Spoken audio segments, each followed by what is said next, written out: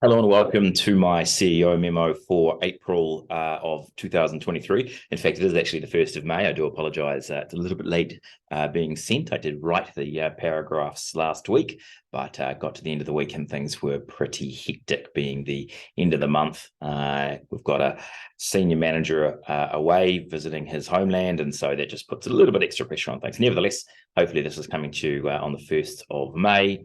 So April, wow, I think I said in my last CEO memo, the short weeks were going to be a bit of a pain. They were, don't get me wrong, like the holidays, but yeah, just created a lot of wonky kind of stuff going on in the month. We had a beginning of the financial year, we had school holidays, we had the 50 basis point increase by the Reserve Bank, and all of that led to certainly a drop off in leads. The February, March months were really good in terms of lead generation. April slowed down significantly. We are seeing in the last week, we did see a bit of an uptick, and I imagine that it may be tough going through the remainder of the winter months. I'll let you know how May goes when we get to the end of it. But all we can do is put our best foot forward. I think it resonates for my business as it will with yours. And obviously you work with our company from a marketing perspective. And in a moment, I'm going to go through our marketing whip and I'm going to show you what we do to encourage inbound lead generation. And it's going to be different for every business, dependent on your budget, dependent on the type of business that you are, because it's going to depend on the campaign types that you're using. But I think it will be useful for you. Before I step to that, I will just talk a little bit about a rejig, restructure that we had in the business. We farewelled 2 New Zealand-based project managers. And the reason behind that really comes down to streamlining the company. We are absolutely committed to the best possible delivery of work to you, our customer. And the way that we do that is very much driving the engine in the back end to become more streamlined in the delivery. And we really want to catch where there are issues. And the primary thing that you're looking for from us is results. Very seldom am I going to engage a client who wants some puffery. Ultimately, it's going to be, I want leads, I want sales, I want phone calls. And sometimes there are people that want brand and professional setting. If they're a larger corporate who maybe has RFPs that they're going after regularly, but most businesses want to cut the crap and get to the nub of the issue. And so we emulate that. Now, there's a lot of back-end work that we have to do to ensure we can deliver the results. It can't just be relying upon what Google or Meta are asking from us. We actually have to drill in and understand that what's your best interest, what is in your best interest, might not necessarily be in the tech platform's best interest. And call me a cynic, but I'd far rather that we had control over things than to listen and be a blind acolyte to, say, Google, because a lot of the details that have come through, in fact, maybe next month I'll point out some of the restrictions that Google has put into the system over the last year, which ultimately has a bearing upon the advertising returns that you get. So our longer term direction is very much around using OpenAI to train a model on how to answer questions that you may have about your account with us. And initially that's going to be, what's my project plan for the last 6 months? Can I have the invoice for the last month? Items like that, which are very rote that you typically ask a project manager for at this point in time, or our accounts department. But as time goes, what we want to be able to do is for you to ask, what's the return on ad spend that I've had over the last 12 months? And get that instantaneously. Compare that to another company, anonymized, of course, within the industry, and get a bearing on what's actually going on for you compared to peer groups. And from there, you can start to gain a real understanding about what your marketing is doing and whether or not you're getting a good return. There's a whole range of dynamic queries, or prompts, as they're called with ChatGPT, that we could be delivering to you. So our American tech stack is very close to being completed. I get an update most days, every second day on that. And so we'll be onboarding some test work probably this week, maybe next week. So we'll do US1, then we'll do TX1 for Texas. And so that should be all completed by the end of May, at which point we will really be drilling into OpenAI and starting to spool that up. And as I think I wrote in my written report in the email, privacy and I guess, data sovereignty, like who actually owns the information, is quite critical. My understanding with the API through OpenAI is that by default, you don't pass those values through back to OpenAI. I mean, everything you put into ChatGPT is open. They know everything. Someone from Samsung recently put into ChatGPT the meeting minutes from a very important meeting about one of their new technologies. And then OpenAI has all that information. I think that person either got fired or certainly in a lot of trouble. And I don't think people realize that every time you enter information into ChatGPT, it's there for OpenAI to see. Now, I wouldn't want your information to be delivered to OpenAI. We have two-step verification on all your accounts. We're very protective of the data. You own all of the data, and we're very clear about that. So those are a change for us internally, and definitely striving toward direction. But the thing that I wanted to go over this month from the WIP reports, and I think I spoke of it last month in terms of how I manage my company, is very much driven by those internal WIP meetings throughout the week and all the spokes coming together for the hub, which is the management meeting. The meeting, though, I think that a lot of people would want to know about is the management meeting. So I'm going to share my screen here, and I'm going to pull up the management, sorry, so the marketing, the WIP for 2023. I'm just going to hope that I'm sharing my screen, because for some reason it's not showing the little green bar. So hopefully it is.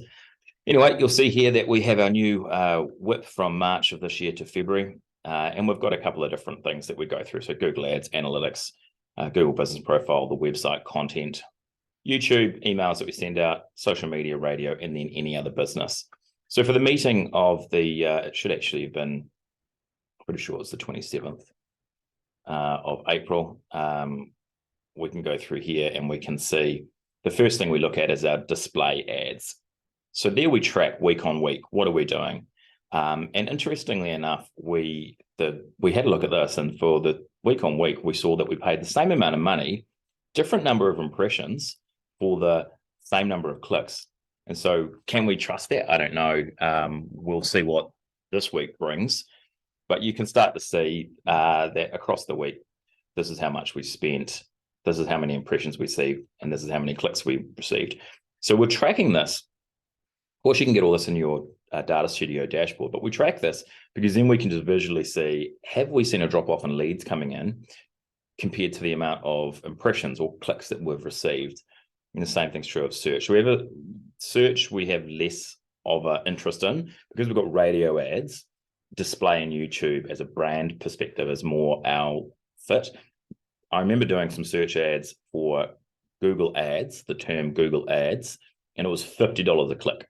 So it really just removes any desire from our side to be using that kind of keyword, because it's just too expensive. And you get a lot of competitors in our space clicking on that, and it's just a waste of money. So we have a very tightly targeted search campaign. Nonetheless, you'll see that we're tracking, there was a decent increase in the impressions, but relatively the same number of clicks that came through. YouTube, in that period, again, we have a higher spend for YouTube. We use animated ads. Our radio ads get turned into an animated video, 30 seconds. We use that in ad sequencing, and that works very well for us. You'll see that our interaction rate is 63%, 61, 62. That's quite high compared to other campaigns that we see that use just a person like me, an actual individual. Often you'll see that's down in the 20s. So for the amount of spend, 100,000 impressions, more or less each week. And so I'm a big fan of YouTube. Just as a segue for a moment, you can't use a 90-second video that you've had on your website homepage for the last 3 years to advertise. It's boring. It gets old very quickly. It's not watched. I mean, I don't know how long this video is going to go for, 15, 17 minutes. Be lucky to get half of the people watching through to the end. That's there or thereabouts. If you've got lots of 30-second clips, though, and you put them into an ad sequence on YouTube, it's going to be that much more engaging because it's a different message each time. So really consider how often you can change that messaging. And if you're going to do a video, can you get 3, 4, 5 videos where you might have otherwise have done one? And yep, cool, you can put all those 5 together and have one, but it's better to have a smorgasbord, and that's what we do. And so that's working quite well for us. So then we go on to analytics, and from there, at the moment, what we're talking about is, have we done our server-side tagging setup? So we've done the first stage. The second step needs to be done once our new website's live. Then we track, we have two different forms. We have Book a Pulse and Contact. So we track contact form and phone link clicks. So you can see how many leads we're getting. We track that, and then the contact form. Then we look at our Google business profile. And this is interesting. What I found interesting was that we saw the drop-off in lead generation coming in, but we actually, and I was expecting that we would see a drop off in the number of people looking at our business profile, but we actually saw an increase. So we had the week before 328, then we had 361. The week before we had 1,400 people, then we had 1,500 people, but we're not getting the leads. So it's sort of like, what is going on there? Now we're getting a new website. So then you could argue maybe it's the website not being engaging. Don't know. Searches, that number stays pretty consistent. You can see 762 for 3 weeks, then 720. Calls are staying consistent. Website clicks jumped up a wee bit. So what we're just looking for is trend. Are we seeing a trend? Is there something that we've done? If you were sending out a mailer, has that mailer arrived in the letterbox, and then a week later you see a massive jump in the number of profile views or interactions? And that's a way of you getting to understand, if I'm putting something in print, or I've got a new radio campaign, which you can't tangibly have a direct response to, unlike a display ad or a search ad where you can see that you've had a link click or goal, or if you've got a shopping ad and you make revenue, the above the line traditional marketing is harder to track. Well, if you're tracking interactions and viewed profile, then you might actually see that impact, and it gives you an insight as to whether or not that's working. Then we look at YouTube. So in the last period, I think this is 28 days. So there's 28 days. We've had 100,000 views.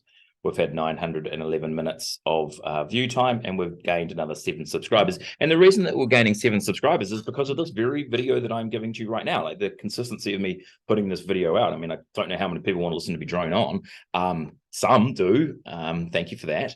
But it is obviously galvanizing people to want to hear. And that is the key, right? That consistency of that content that you're putting out. At first, it's going to be slow, but, starts to roll down that hill and it gathers speed. So then we looked at updating our products for Google My Business listings. Our sales TC, once they have more time from May onwards, it's going to look at getting more reviews for us. And so we're putting these things in, and might not be able to action it, but we're at least able to come back on it. And you'll note in the next section here, website, we'll just add more content. You'll note in this section, things are green or orange or red. Now, if it's green, it means it's been done. If it's orange, it's in progress. If it's red, it's not happening. And so if it's black, it's just there, ready to come back on. But we're keeping that flow. So if it's green, we can take it out. So I can take this stuff out. I won't, because I want to know what I've done the historic weeks and what is in the system. But for other parts of our WIPs, I could remove it. So custom intent is for May. Performance planner, that will be the video for June.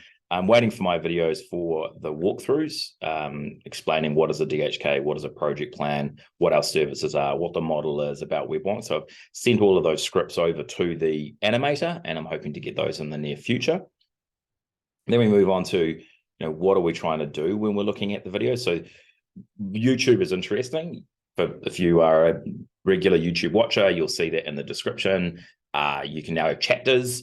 The title is important. The description is important. The SEO components of the video are important. At the end, you can have some screen cards so you can click onto different videos. So there's a lot that you can do, and you should maximize it. And we were looking at that internally, like, how do we do that? Then we have our walkthroughs. So we save those on our SharePoint. So that how to create a DHK quotes an internal YouTube video. Custom intent, how to create the YouTube. This will be mine. I can probably green this because I'm doing it now. And Merchant Center, unfortunately, Steffi was a bit busy this month. We'll come back to that for May.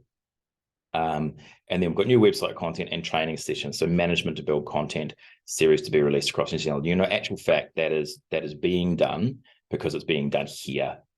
So then we go on to actual YouTube, and as I think it's probably doubled up here, but what are we doing?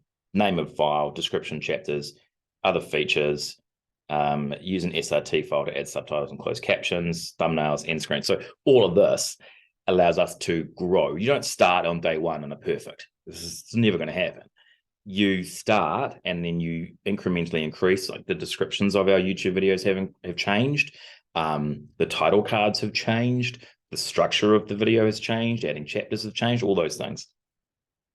EDMs, they go out once a month. And so we talk about, what do we need in there? CEO memo, product, clients, prospects, the wonky tip, market insights. That was last time we went back to that, so it won't be that time this one. So we change out the insight that we give each time. I think the last one we did a year on year, so we did a 2-year comparison. This time we might just do the month. I'm not sure. Raja does that, our technical director. And here's the point. It's not just me doing this. It's obviously aggregating it down throughout the week, throughout the month, telling each individual person, please, can you do this? It's your job to do it. Prompting them, have you had an opportunity to do that? Maybe they didn't. So keeping consistent with a whip like this means that it's more likely you're going to achieve it. Give people a length of time to do it. Teach them, train them, ask for help, or ask them if they need help. Ask us for help if you've got questions. And then it just starts the process going. We added some new content.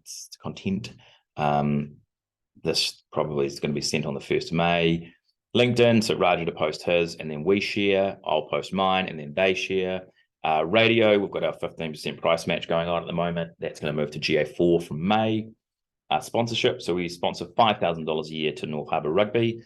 We're sponsoring the under 15 girls QMU rugby team. I think that paid for their new jerseys and the like. We're sponsoring the under 85 Silverdale rugby team. I'm pretty sure that money is going to be spent on booze. And then we are potentially sponsoring the North Harbour Rugby Union again. It's a fairly expensive one, so we'll come to that.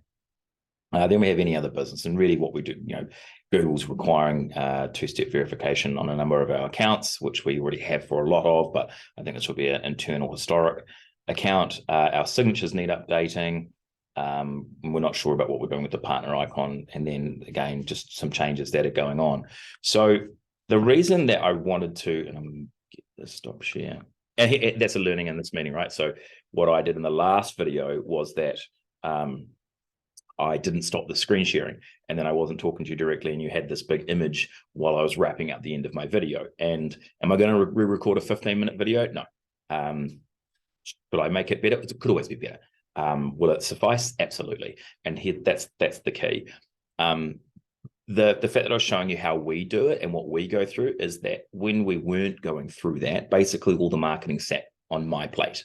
Now, it still really does. That is one of the key jobs that I, as the CEO, have, is to drive marketing. Now, it might be that someone else in your organization has that as the key job for them, but they cannot do it alone. It's important that they're able to draw upon resources within the organization. It's also important that they get eyes on what you're doing so that you can bring people in. And it might be that you do it, even if you're doing it once a month, it's better than not doing it at all, because once we started doing it more regularly, what we discovered was that actually things started to move. Like you can see there were 7 new subscribers that came in. The content piece is more fluid, and we can draw upon different content to push out to market. It's useful to be able to share that with a client when they've got a question. It's rather than having to regurgitate it for the umpteenth time. It's here is that. We already have a repository. Our playlists are growing within YouTube. Our ads are getting better because we're looking at what the inventory is, what we're saying, what is our message. And we typically have 2 messages in market at any given time. One is the promotion. So that's been 15% price match. Now it's going to go to GA4. What happens after GA4 in August, I'm not sure, but we might go back to 15% price match. We'll see. And the second is that we have a wonky tip, which is just a Trojan horse of branding. At the end of the day, we're Wonks doctors for your data. Like that's what we're trying to achieve. And you're hearing some other things within that ad, but then we can use that consistently. The thing about a promotion is that it disappears quickly, and then you have to create new inventory for it. Whereas if you've got a innocuous, non-time related, non-price related, promo related ad, you can use it forever.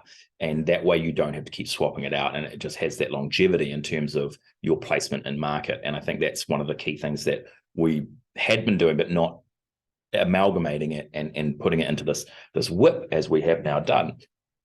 Even getting the emails out, we weren't consistent with that until midway through last year. And so there's lots of little things that we can add in once we start. And that's the key. You need to start and putting it in. And your whip is going to be different for you. You may not even do a whip. If you're not going to do it, you probably wouldn't listen to this video. So that's really that. I just wanted to go through that. Feel free to get in touch with me if you've got any questions about it.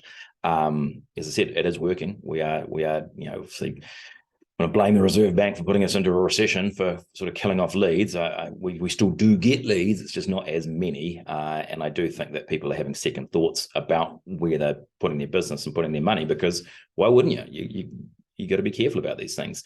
That said, the digital marketing industry is a place where there is good results, good consistency. And so, you've kind of got to be in to win, right? It's not going to come to you if you've stopped. So I think a lot of our clients certainly recognize that. And I think a lot of the leads that we get recognize that. So that was April. May, I am up in Manila next week for 4 days. That will be interesting. It pretty much takes the whole week out.